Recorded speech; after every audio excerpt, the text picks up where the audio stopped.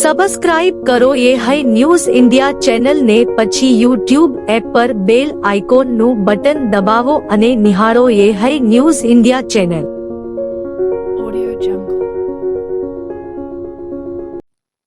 માત્ર 30,000 રૂપિયાની લેતી દેતી અને એક યુવકનો કરુણ અંત. બનાસકાંઠાના કાંકરેજ તાલુકામાં માનવતાને હચમચાવી નાખે તેવી હત્યાની ઘટના સામે આવી છે.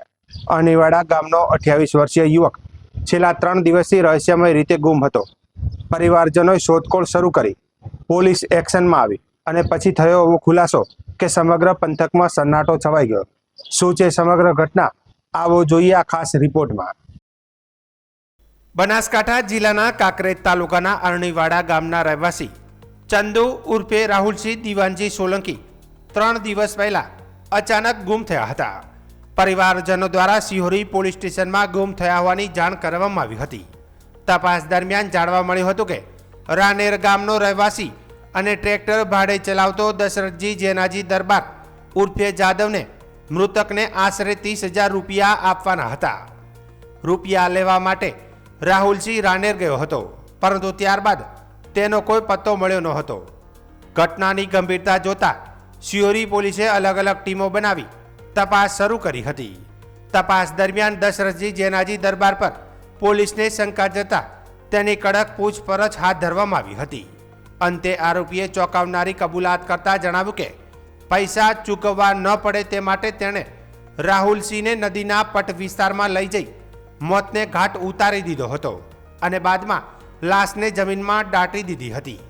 આ ખુલાસા બાદ સિહોરી પોલીસ સ્ટેશનના પીઆઈ સરળ, ડીવાયએસપી સ્ટાફ, એફએસએલની ટીમ, કાંકરેજ મામલતદાર તેમજ ફોરેસ્ટ વિભાગના અધિકારીઓ તાત્કાલિક ઘટના સ્થળે પહોંચ્યા હતા. આરોપીને સાથે રાખી નદીના પટ વિસ્તારમાં દાટેલી લાશને બહાર નીકાળવાની કાર્યવાહી હાથ ધરવામાં આવી હતી. ઘટનાની જાણ થતાં જ મોટી સંખ્યામાં લોકોના ટોળેટોળા એકત્ર થયા હતા. જેસીબી મશીનની મદદથી જમીનમાં ઊંડે દાટેલી લાશને ભારે જહેમત બાદ બહાર નીકાળવામાં આવી હતી અને ત્યારબાદ લાશને પોસ્ટમોર્ટમ અર્થે એફએસએલ તપાસ માટે પાટણની ધારપુર હોસ્પિટલ મોકલવાની કાર્યવાહી હાથ ધરાઈ હતી. મૃતક રાહુલસિંહ પરિવારનો એકમાત્ર પુત્ર હતો. મૃતકના પિતા દિવાનજી જવાનજી સોલંકીના પરિવારમાં 5 દીકરીઓ વચ્ચે એક જ ભાઈ હોવાથી તેના મોતથી પરિવાર પર આપ તૂટી પડ્યું છે. સમગ્ર પરિવારમાં શોકનો માહોલ છવાઈ ગયો છે. પરિવારજનો અને સગા સંબંધીઓએ હત્યામાં અન્ય કોઈ સાગરીતો જોડાયેલા હોય તો તેમની સામે પણ કડક કાર્યવાહી કરવાની માંગ કરી છે. હાલ તો સિહોરી પોલીસે આરોપી દશરથજી જેનાજી દરબારની ધરપકડ કરી વધુ તપાસ હાથ ધરી છે.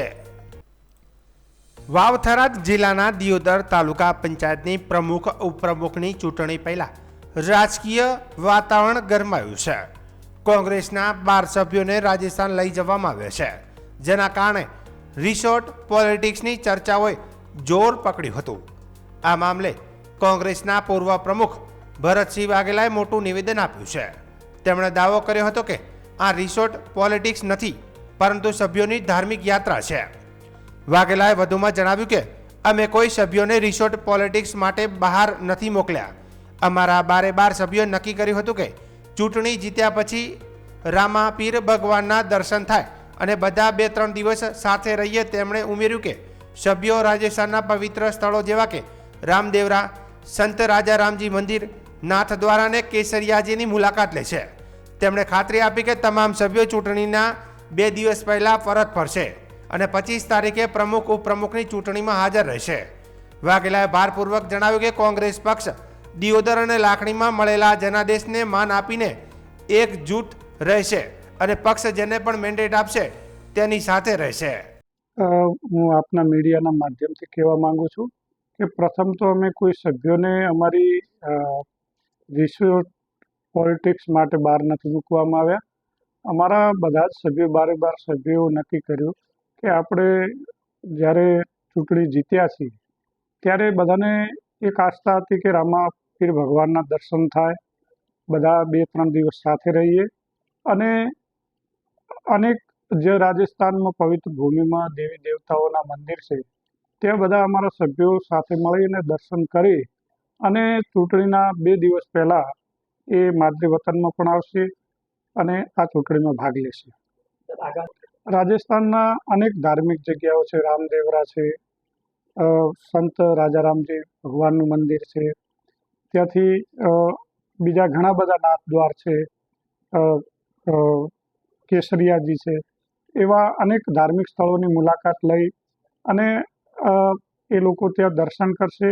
દર્શન કરી અને બધા સામૂહિક રીતે એક વ્હીકલમાં ગયા છે અને એ જ્યારે આ ચૂંટણી પ્રક્રિયામાં અમારા પ્રદેશનું શીર્ષ નેતૃત્વ પ્રમુખ ઉપપ્રમુખની જેની પસંદગી કરશે એ દિવસે 25 તારીખે અમારા તમામ સભ્યો એકજૂટ થઈ અને મતદાનમાં ભાગ લેશે અને પ્રમુખ ઉપપ્રમુખની ચૂંટણીમાં કોંગ્રેસ પક્ષની સત્તા બેસે એના માટે દિયોદર અને લાખણીમાં જ્યારે મેન્ડેટ જનાદેશ કોંગ્રેસ પક્ષને આપ્યો છે ત્યારે કોંગ્રેસ અકબંધ રીતે એકજૂટ રહી અને પક્ષની જે પણ પક્ષ જેને પણ મેન્ડેટ આપશે એની સાથે પાર્ટી અમારી અકબંધ રહેશે અને એક તાલુકાની અંદર સારો વહીવટ આપવા માટે અમે બધા જ અમારું સિનિયર નેતૃત્વ કટિબદ્ધ છે. વાવ જિલ્લાના વાવ તાલુકાના દેથળી ગામમાંથી દુઃખદ સમાચાર સામે આવ્યા છે. વાવ હોમગાર્ડ યુનિટમાં સિનિયર કેડેટ તરીકે ફરજ બજાવતા દેવજીભાઈ પટેલનું હૃદયરોગના હુમલાથી અચાનક અવસાન થયું છે. મળતી માહિતી મુજબ દેવજીભાઈ પટેલ ગત 18 મેના રોજ વાવ હોમગાર્ડ યુનિટમાંથી પોતાની ફરજ પૂર્ણ કરી સાંજના સમયે વતન દેથળી પરત ફર્યા હતા. તે દરમિયાન રાત્રે આશરે 8 વાગ્યાના સમયે તેમને અચાનક છાતીમાં દુખાવો ઉપડ્યો હતો અને બાદમાં હાર્ટ એટેક આવતા તેમનું કરુણ અવસાન થયું હતું. સરળ સ્વભાવ, હસમુખા વ્યક્તિત્વ માટે જાણીતા દેવજીભાઈ પટેલની અચાનક વિદાયથી પોલીસ પરિવાર, હોમગાર્ડ પરિવાર, જીઆરડી પરિવાર તેમજ એડવોકેટ મિત્ર વર્તુળમાં શોકની લાગણી વ્યાપી ગઈ છે. સદગતની અંતિમ યાત્રામાં મોટી સંખ્યામાં લોકો જોડાયા હતા અને શ્રદ્ધાસુમન અર્પણ કરી ભાવભીની વિદાય પણ આપી હતી. આગામી વસ્તી ગણતરીને લઈને સરકાર દ્વારા તૈયારીઓ તેજ બનાવવામાં આવી છે. ત્યારે વાવ તાલુકામાં શિક્ષકો માટે 3 દિવસીય વિશેષ તાલીમ કાર્યક્રમનું આયોજન કરવામાં આવ્યું હતું. વાવની વિનયન કોલેજ ખાતે યોજાયેલા કાર્યક્રમમાં તાલુકાની વિવિધ શાળાઓના 170થી વધુ શિક્ષકો જોડાયા હતા. વાવ મામલતદાર KL ગૌસ્વામીની અધ્યક્ષતામાં યોજાયેલા આ તાલીમ કાર્યક્રમમાં શિક્ષકોને વસ્તી ગણતરીની સમગ્ર પ્રક્રિયા અંગે વિગતવાર માર્ગદર્શન આપવામાં આવ્યું હતું. જેમાં માહિતી એકત્રિત કરવાની પદ્ધતિ, સરકારના માર્ગદર્શકો તેમજ ઓનલાઈન અને ફિલ્ડ લેવલની કામગીરી અંગે સમજણ અપાઈ હતી. વાવ નાયબ મામલતદાર હીરાભાઈ વેણાએ જણાવ્યું હતું કે વસ્તી ગણતરી 2 તબક્કામાં હાથ ધરાશે. પ્રથમ તબક્કામાં ઘર અને પરિવારની પ્રાથમિક વિગતો લેવામાં આવશે, જ્યારે બીજા તબક્કામાં વ્યક્તિગત માહિતીનું સંકલન કરવામાં આવશે. કાર્યક્રમ દરમિયાન 6 માસ્ટર ટ્રેનરો દ્વારા શિક્ષકોને થિયરી તેમજ પ્રેક્ટિકલ તાલીમ આપવામાં આવી હતી. અંતિમ દિવસે ફિલ્ડ વર્ક મારફતે વાસ્તવિક કામગીરી કેવી રીતે કરવી તેની પણ માહિતી આપવામાં આવી હતી. અધિકારીઓ તમામ શિક્ષકોને જવાબદારીપૂર્વક અને ચોકસાઈથી કામગીરી પૂર્ણ કરવાની અપીલ કરી હતી.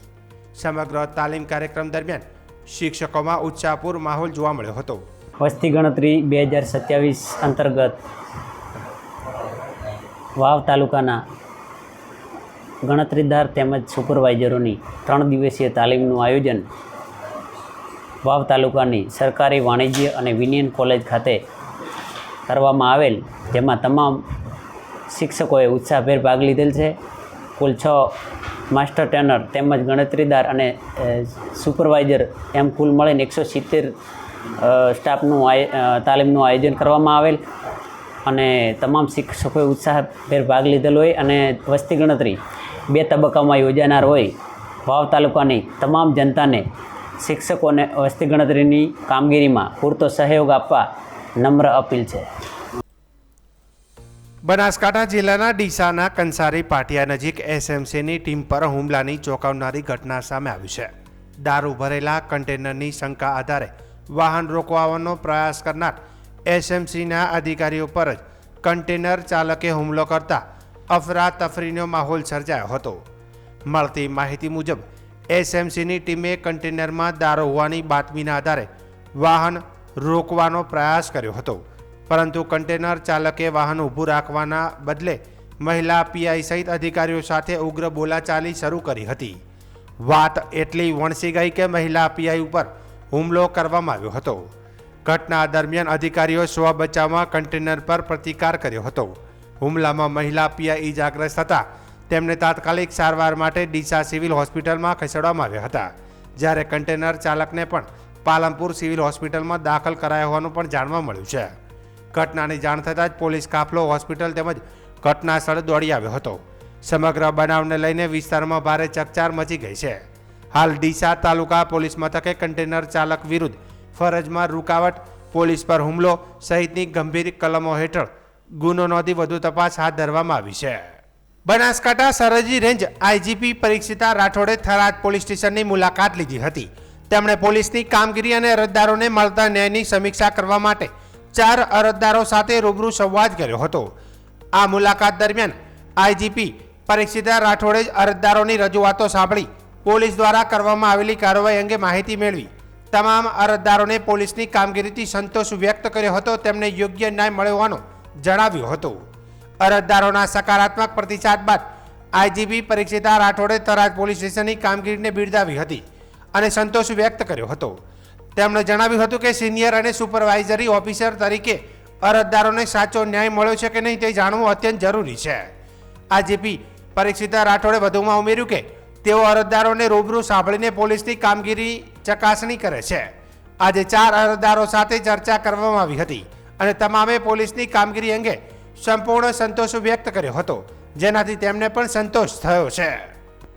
અરજદારને રૂબરૂ સાંભળવાનું કારણ તો એ જ છે કે અરજદારોને પૂરતો ન્યાય પોલીસની કાર્યવાહીથી થાય છે, એમને સંતોષ છે. એ સિનિયર ઓફિસર તરીકે, સુપરવાઇઝરી ઓફિસર તરીકે જાણવું જરૂરી છે. એટલે મેં આજે અરજદારોને સાંભળ્યા છે. જે પણ એમની અરજીમાં કાર્યવાહી થઈ છે એ કાર્યવાહીથી એમને સંપૂર્ણ સંતોષ છે અને એમણે પોલીસની કાર્યવાહીને મારી પાસે મારી રૂબરૂ એમણે વખાણી છે અને એ સિવાય પણ કાગળો જોતા ને બધી રીતે પણ મને પોલીસની કામગીરીથી સંપૂર્ણ સંતોષ છે. કેટલા બેન આવ્યા છે? અરજદારોને તો અત્યારે મેં 4 અરજદારોને બોલાવેલા હતા અને બધાને સાંભળ્યા અને એમને પોલીસની કામગીરીથી સંપૂર્ણ સંતોષ છે. વાવ-થરાદ જિલ્લાના બાબર વિસ્તારમાં પેટ્રોલ ડીઝલની અછત વચ્ચે પોલીસની માનવતાભરી કામગીરી ચર્ચાનો વિષય બની છે.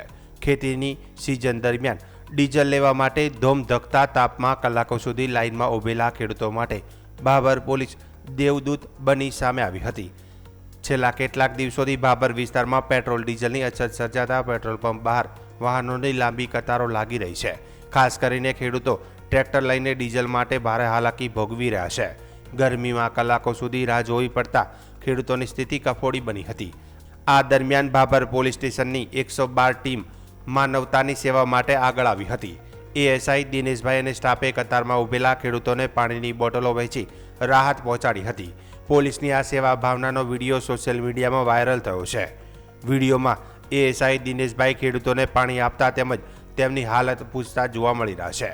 પોલીસની આ માનવતાભરી કામગીરીને લોકો તરફથી ભારે પ્રશંસા મળી રહી છે. એક તરફ પેટ્રોલ ડીઝલની અછતથી ખેડૂતો પરેશાન છે તો બીજી તરફ પોલીસની આવી પહેલ લોકોમાં આશાનું કિરણ જગાવી રહી છે. બાબર સહિત સમગ્ર વાવ-થરાદ પંથકમાં હાલ અનેક પેટ્રોલ પંપો પર લાંબી કતારો જોવા મળી રહી છે. પોલીસ અધિકારીઓએ જણાવ્યું કે કાયદો અને વ્યવસ્થા જાળવવાની સાથે માનવતાની સેવા પણ અમારી પ્રાથમિકતા છે. તાપમાં ઊભેલા લોકોને થોડી રાહત મળે તે હેતુથી આ પહેલ કરવામાં આવી હતી. વાવ-થરાદ જિલ્લામાં દારૂના કાળા કારોબાર સામે એલસીબીનો મોટો પ્રહાર. થરાદ અને બાબર પંથકમાં કરવામાં આવેલી 2 અલગ અલગ કાર્યવાહીમાં પોલીસે લાખો રૂપિયાનો વિદેશી દારૂ અને બિયરનો જથ્થો ઝડપી પાડતા બુટલેગરોમાં ફફડાટ ફેલાયો છે. થરાદ તાલુકાના વજેગઢ વિસ્તારમાં એલસીબીને મળેલી બાતમીના આધારે ખુલ્લી જગ્યામાં પડેલી અલ્ટો કાર પર રેડ કરવામાં આવી હતી. તપાસ દરમિયાન કારમાંથી અલગ અલગ બ્રાન્ડની વિદેશી દારૂ અને બિયર ટીન મળી આવી હતી. પોલીસે 1094 બોટલો સહિત કાર મળી કુલ 4,19,000 વધુનો મુદ્દામાલ કબજે કર્યો છે. આ મામલે જોરાભાઈ ઉર્ફે વીરભાણભાઈ રબારી સામે પ્રોહિબિશન એક્ટ હેઠળ ગુનો નોંધી કાર્યવાહી હાથ ધરી હતી. તો બીજી તરફ બાબર તાલુકાના વજાપુર ગામની સીમમાં પણ એલસીબીની ટીમે દારૂ ભરેલી સ્વિફ્ટ કાર ઝડપી પાડી હતી. ખેતરમાં ખાલી કરવા લાવવામાં આવેલા જથ્થામાંથી 1,136 વિદેશી દારૂ અને બિયર બોટલો મળી આવી હતી. પોલીસે કાર સહિત કુલ 8,20,000નો વધુનો મુદ્દામાલ કબજે કરી 2 આરોપીઓને ઝડપી પાડ્યા છે. જ્યારે દારૂ મંગાવનાર એક આરોપી ફરાર હોવાનું પણ સામે આવ્યું છે. જિલ્લા પોલીસ વડાના માર્ગદર્શન હેઠળ એલસીબી દ્વારા પ્રોહિબિશન વિરુદ્ધ સઘન ડ્રાઈવ શરૂ કરવામાં આવી છે.